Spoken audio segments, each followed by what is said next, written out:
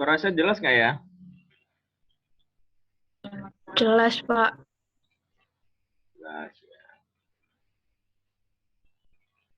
Baik, kita mulai ya. Untuk pertemuan ketiga ini, kita bahas tentang riset pasar dan konten strategi pemasaran.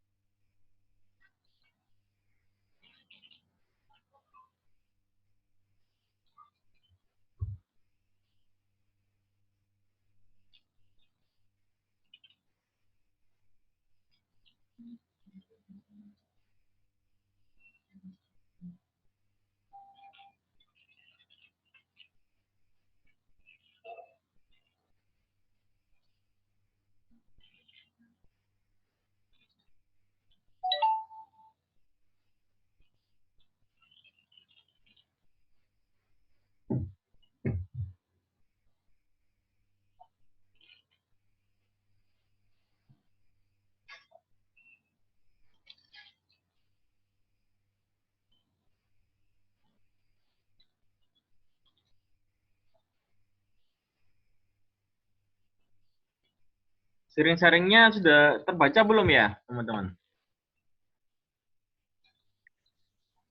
Belum, Pak. Belum terbaca Belum. PPT-nya. Nah,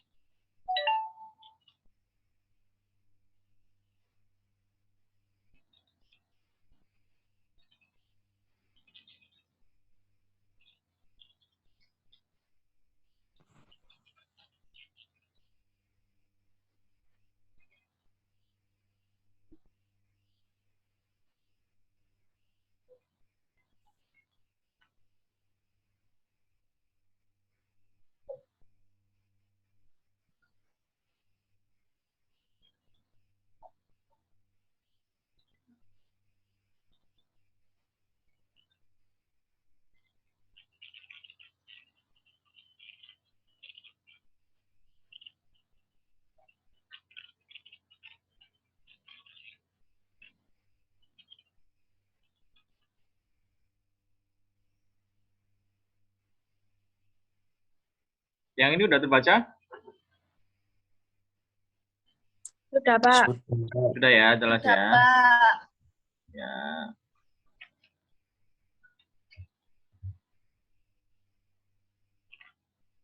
Baik, kita mulai.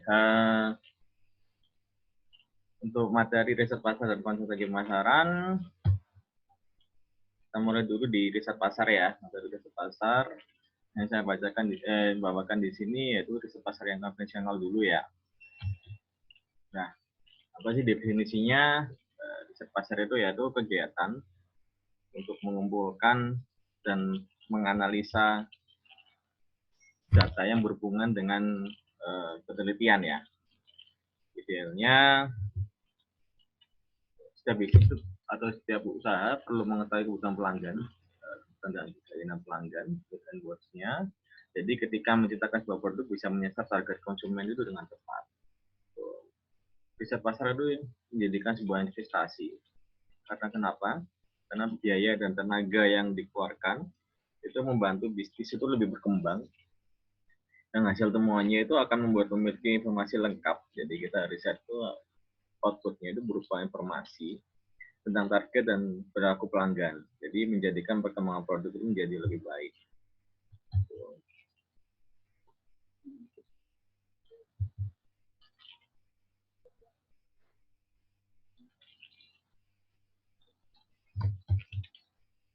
Nah, jenis-jenisnya ada riset primer dan kedua riset sekunder. Nah, riset primer ini fokusnya pada informasi langsung dari konsumen. Kenapa riset ini penting? Sebab akan mendapat informasi yang berasal dari pengguna produk secara langsung, end user ya. Informasi tersebut bisa berupa pendapat, opini, ide, serta masukan agar produk sesuai dengan kebutuhan mereka. Riset primer sangat penting sehingga harus mempersiapkan secara matang dan idealnya langsung agar bisa dan sebagainya. Nah, juga kualitatif soal menghasilkan apakah itu service penggunaan produk dari produk desain maupun tidak mungkin yang itu akan disempati pakaian dan sebagainya. Riset kualitatif sensitif pengguna ini ambilian mereka nama produk ya. Yang kedua ini ada riset menggunakan data lain yang ketiga itu dan riset kan dari perusahaan. Nah, masih pertanyaan dasarnya dalam riset pasar itu yang pertama, apakah produk yang diinginkan? Yang kedua, apakah sesuai dengan yang ketiga, untuk kasih yang apakah sesuai dengan kondisi konsumen. Nah, fungsi pasar, satu yang evaluasi itu riset yang dilakukan biasanya digunakan untuk evaluasi program ya pemasaran yang telah dilakukan sebelumnya, termasuk ketika perusahaan itu mereview tentang brand positioning, market positioning yang dibandingkan dengan produk pesaing. Terus yang tentang understanding, itu riset menekankan pada tujuan untuk memahami konsumen sebagai salah satu faktor yang penting ya. Dengan memahami konsumen, perusahaan akan mengetahui sih apa yang menjadi kebutuhan dan keluhan mereka, terus dalam menjalankan dan menggambarkan potret kebiasaan dan perilaku konsumen atau consumer behavior, terus harapan dan keinginan mereka terhadap produk yang akan diinginkan. Terus yang ketiga predicting, itu prediksi yang dilakukan oleh satu perusahaan ketika sebuah brand ingin berkembang atau launching produk baru, maka riset pemasaran selalu dijadikan bahan acuan utama. Begitupun keinginan untuk menyusun strategi pemasaran baru, riset pasar menjadi penilaian yang utama juga. Terus controlling, fungsi ini digunakan untuk melihat sikap proses bisnis yang sedang berjalan. Biasanya data dari aktivitas pemasaran yang sedang berlangsung, data tersebut dapat meliputi posisi produk yang produk tidak diatur konsumen, faktor demografi, tren, dan juga aktivitas marketing tools, salah satu pemasaran dan promosi yang digunakan. Ini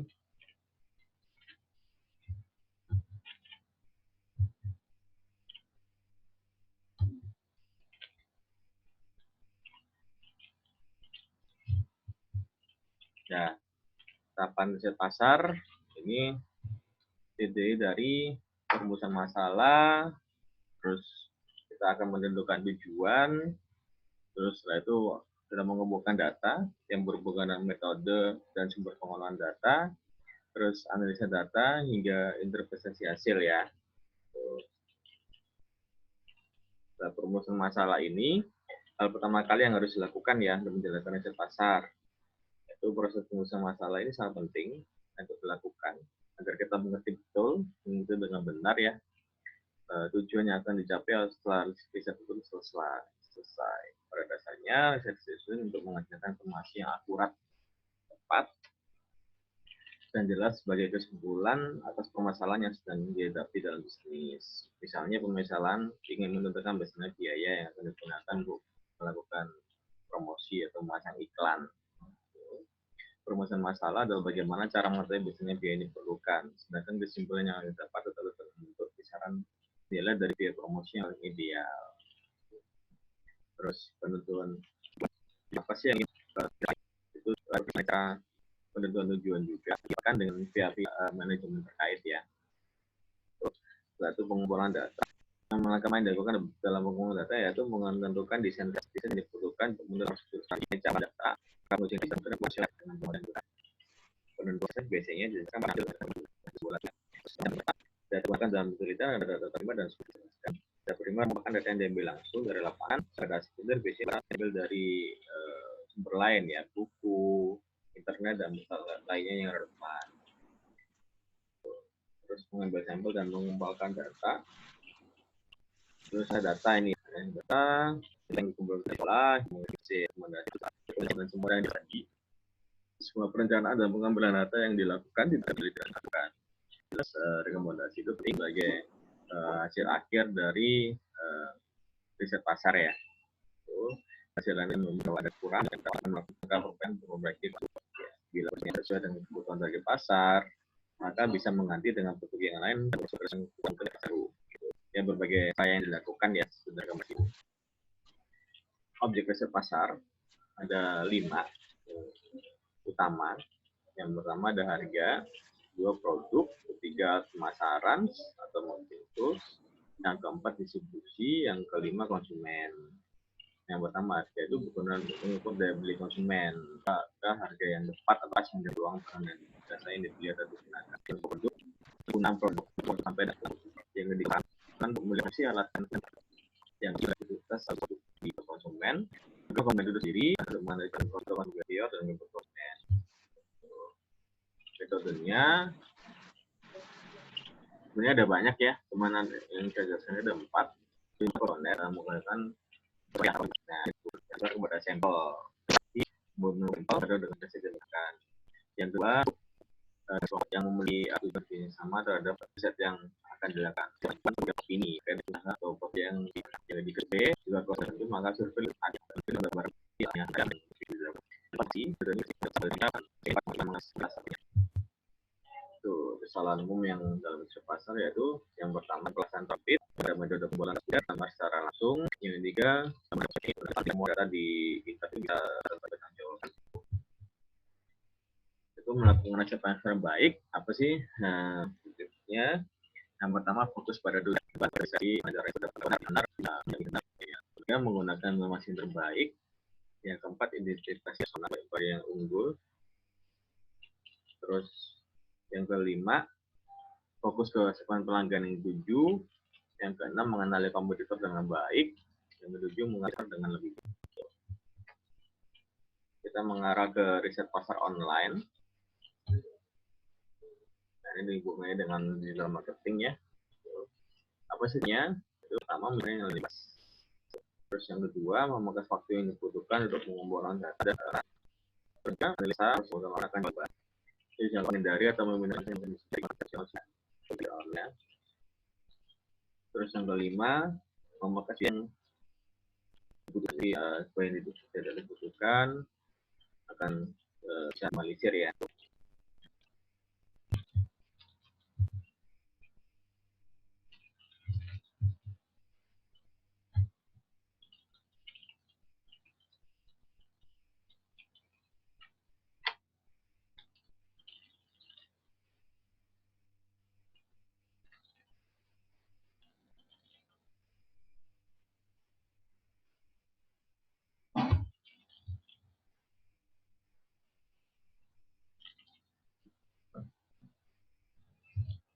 Ini screen sharingnya masih terbaca nggak ya? Pak. Bentar.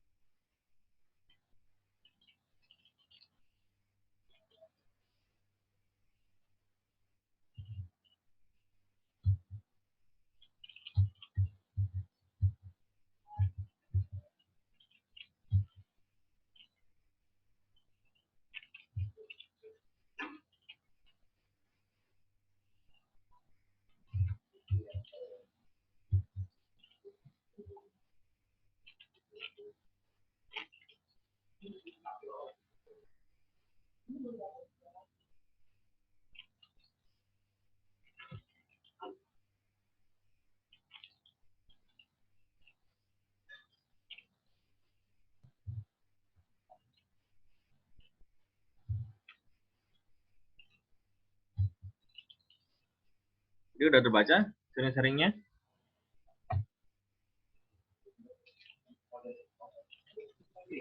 Sudah. Sudah ya. Sudah, Pak. Lanjutkan.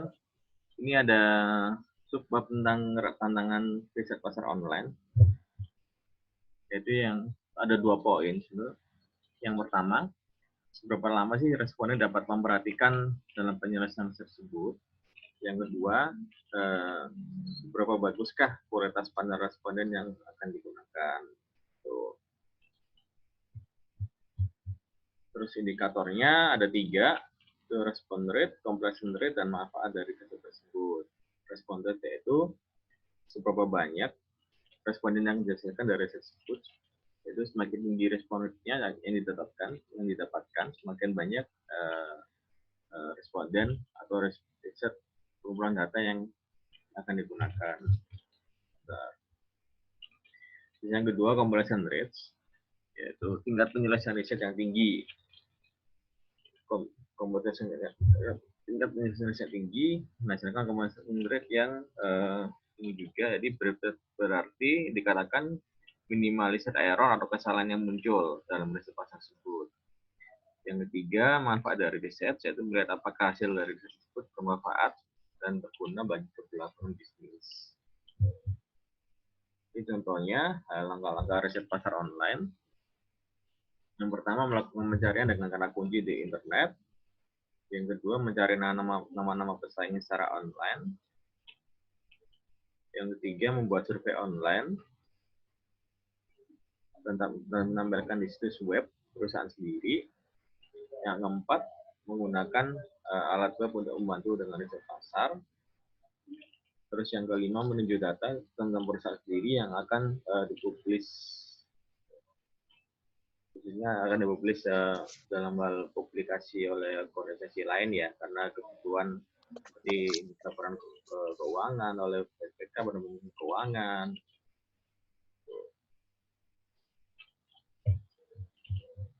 Nah, ini kita mengarah ke konten strategi pemasaran. Pengertiannya apa sih? Konten marketing merupakan proses pemasaran dari kegiatan bisnis untuk membuat dan mendistribusikan konten yang relevan untuk menarik, memperoleh, dan melibatkan secara langsung konsumen yang akan membaca konten tersebut. Terus manfaat terpenting apa sih yang ada dari pelaksanaan pemasaran konten? Yang pertama, upaya pemasaran konten akan memberikan hasil yang lebih baik tentang jenis konten apa yang akan dibuat dan memastikan sesuai dengan target konsumen yang akan diterapkan. Memiliki strategi pemasaran konten yang solid dapat membantu merealisasikan hal tersebut. Yang kedua, karena strategi pemasaran konten merupakan signifikasi berupa biaya, harus kita bahwa dapat melakukan dengan efisien untuk memicu untuk membuat konten pemasaran yang menarik dengan tujuan bisa menonjol dari perusahaan bersaing. Yang ketiga, strategi pemasaran konten yang tepat dapat memberikan pandangan mengenai tujuan bisnis dan arah bisnis pemahaman yang lebih baik tentang apa yang diinginkan oleh konsumen. Dengan cara ini, kesalahan yang akan terjadi ke depannya dapat diminimalisir jika upaya pemasaran bisnis. fungsi content marketing. Yang pertama di sini itu membangun dan memenangkan identitas brand yang terkait dengan pelanggan. Yang kedua, mendapatkan keunggulan kompetitif di antara para kompetitor. Itu yang ketiga, membangun hubungan baik dan percaya dengan mitra bisnis. Yang keempat, secara konsisten menghasilkan lebih banyak traffic ke web dan media sosial yang digunakan oleh bisnis terkait. Yang kelima, mengubah lebih banyak pengunjung situs web, mengkonversi dari pengunjung yang akhirnya bisa menjadi dengan buyer atau pembeli, menjadi suatu prospek dan berujung kepada peningkatan penjualan. Terus yang keenam, mendapatkan visibilitas yang tinggi tentang investasi yang dilakukan. Itu hal dasar dalam pembuatan strategi konten marketing yang ada 3, target audience, masalah yang dihadapi, dan keunikan produk. Nah, target audience ini, siapa sih target audience konten dari bisnis tersebut? Berapa banyak target audience yang akan dijangkau, sama seperti bisnis yang dimiliki jenis konsumen. Konten juga memiliki lebih dari satu karakter membaca ya. Jadi menggunakan beragam jenis konten dan channel distribusi yang akan membantu untuk menjangkau setiap pembaca sesuai dengan kebutuhan tertentu. Jadi ada cara sendiri tiap-tiap konten marketing yang di posting ya. Yang kedua, masalah yang dihadapi target audience. Itu idenya bentuk atau layanan yang ditawarkan adalah solusi dari masalah yang dialami oleh target audience. Sama halnya dengan konten yang akan diproduksi. Konten adalah media untuk mengedukasi audiens ke pengunjung untuk bagaimana mengatasi masalah yang mereka alami juga. Jadi pengunjung juga mungkin mencari-cari konten yang bisa menjadi solusi dari masalah mereka. Terus dengan produk, itu bersama saya akan menemukan produk yang serupa ya dengan perusahaan sendiri. Artinya calon konsumen potensial harus mengetahui bahwa produk yang ditawarkan oleh perusahaan sendiri itu lebih baik dari perusahaan lain. Jadi atau setidaknya berbeda dari yang lain, konten tersebut yang akan membuat konten untuk dapat lebih layak dibaca. Jadi lebih menarik untuk dibaca oleh pengunjung. Oh ya teman-teman, ini sesi sebelum saya kan masih free. Jadi kalau misalkan ini sebentar lagi putus, tolong ini ya connect lagi ya, satu kali lagi ya, satu kali login lagi ya.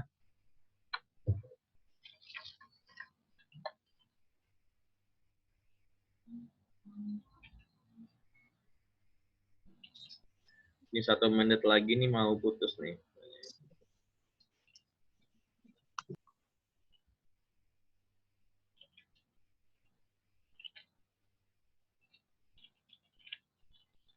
Jadi tolong bisa nyambung sekali lagi. Kita ada satu sesi lagi, login Zoom lagi ya. Setelah ini.